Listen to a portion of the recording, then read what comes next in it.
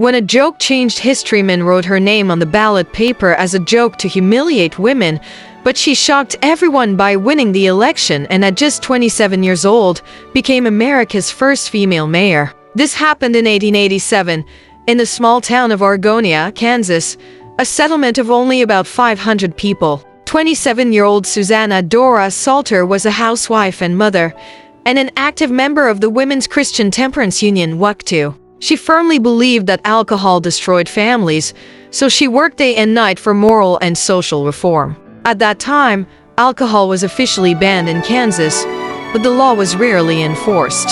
Dora's organization supported candidates who promised strict enforcement.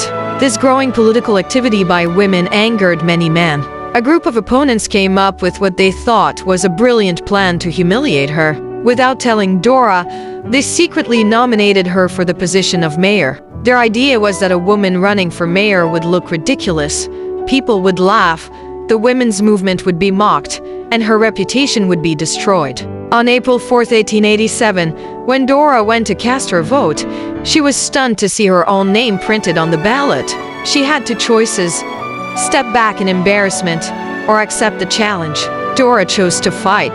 The news spread like wildfire. Women who at that time did not have full voting rights persuaded the men in their households to vote for Dora. The joke completely backfired. When the votes were counted, Dora had won by a 2/3 majority. At just 27 years old, Susanna Dora Salter became the first elected female mayor in American history. Newspapers across the country published a story of the young mother who had broken a political barrier once thought impossible to cross.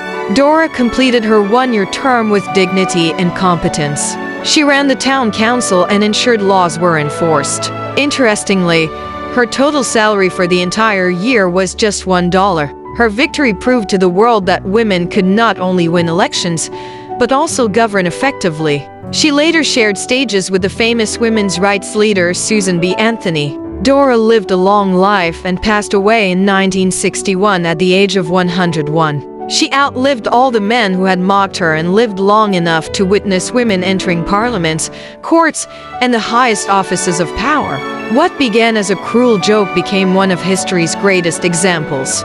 Dora Salter did not set out to make history, but when history knocked on her door, she had the courage to answer. When people try to bring you down, turn that very moment into the foundation of your success. One decision can change history.